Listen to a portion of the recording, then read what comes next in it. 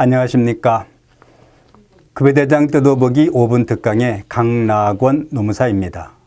오늘은 급여대장 뜯어보기라는 주제로 시작한 지 5번째 되는 날인데 소정근로시간과 연관된 법정수당을 살펴보는 시간을 갖도록 하겠습니다. 흔히 법정수당 또는 법정재수당이라는 용어들을 많이 들어보셨을 겁니다. 법정수당이라는 것은 근로기준법에 등장하는 여러 수당들을 모아서 편의상 퉁쳐서 그냥 법정수당이라고 부르는 건데요. 화면에 나오는 것처럼 법정수당은 약 5가지 정도의 종류가 있습니다. 근데 그 중에서 우리가 오늘 다뤄볼 주제들은요. 첫 번째에 주휴수당, 두 번째에 연장, 야간 휴일근로수당과 관련된 이야기들을 풀어보고자 합니다. 급여대장에 등장하는 것 중에 주휴수당이라는 항목이 있나요? 급여대장에 주휴수당 항목이 있는 회사도 있겠지만 없는 회사가 대부분일 겁니다. 근데 왜 이게 문제가 되는 거냐? 종종 문제가 됩니다. 주휴수당의 설정은 바로 소정근로시간 설정을 어떻게 하느냐에 따라서 별도로 표시를 해줘야 되는 경우도 있고 그렇지 않은 경우도 있습니다. 이 강의를 들으시는 대부분의 분들은 정규직이라고 가정했을 때 대부분의 사람들은 월 소정근로시간에 주휴수당이 포함되어 설계되기 때문에 기본급만 받아도 이미 주휴수당은 받은 것이 되는 겁니다. 주휴수당은 받았고 대신 일주일에 한 번 편안하게 쉴 수 있는 기회가 있는 거잖아요. 그게 바로 주휴제인 것인 겁니다. 그런데 우리 주변에는 그렇지 못한 분들이 있죠. 아실 겁니다.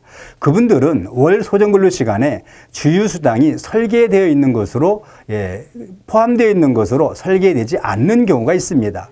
주로 일용직이다 또는 일당직이다 하시는 분들인데요. 그런 분들은 포함되어 있지 않은 경우에 문제가 종종 돼서 주휴수당 달라 이런 분쟁들이 꽤 많습니다. 저도 많이 그런 사건들 접하게 됩니다. 두 번째 주제는 우리가 알아야 될 것이 소정근로시간과 법정근로시간 개념을 좀 이해해 주실 필요가 있다 하는 겁니다.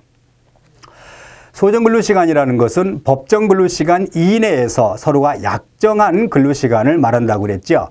하지만 여기서 근무 형태의 분류 방식이 나옵니다. 근무 형태가 어떻게 분류되느냐?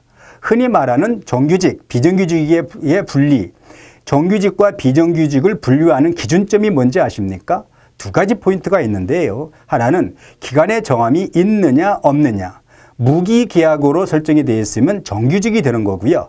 또 근무시간이 기준근로시간과 같으냐 다르냐에 따라서 기준근로시간으로 설정되어 있으면 정규직, 기준근로시간보다 짧으면 대체로 비정규직이라고 볼 수 있습니다.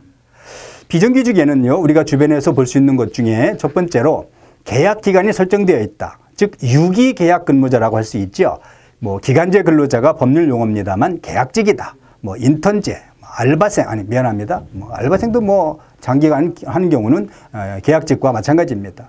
또는 통상 근로자들의 근로시간은 8시간으로 되어 있는데 그거보다 짧게 6시간, 4시간만 근무하는 그런 사업장의 근로자들이 있다면 그 사람들을 우리가 보통 알바라고 얘기하는데 법률 용어는 단시간 근로자라고 하죠. 그 사람들이 바로 기준 근로시간보다 짧은 단시간 근로자 형태가 되는 것들입니다.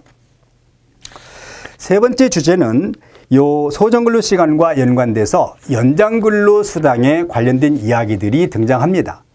흔히 시간의 수당이라고 하면 연장근로수당과 야간근로수당 또는 휴일근로수당을 이야기합니다만 그중에서 휴일이나 야간근로수당은 휴일근로, 야간근로에 따른 수당이기 때문에 특별한 문제가 되지 않습니다만 연장근로수당이라는 것은 기존 근로시간을 초과했을 때 통상임금의 50%를 할증해서 주는 거죠. 여기서 소정근로시간을 초과하지 않더라도 소정근로시간을 이내라 하더라도 그걸 초과하는 경우에는 할증임금을 주도록 바뀌었어요. 몇 년 전에 2014년도에. 따라서 단시간 근로자를 사용하는 사업장의 분들은 이와 같은 단시간 근로자들의 연장근로수당도 염두에 두셨으면 좋겠습니다. 이상으로 급여대장 뜯어보기 5분 특강의 강락원 노무사였습니다.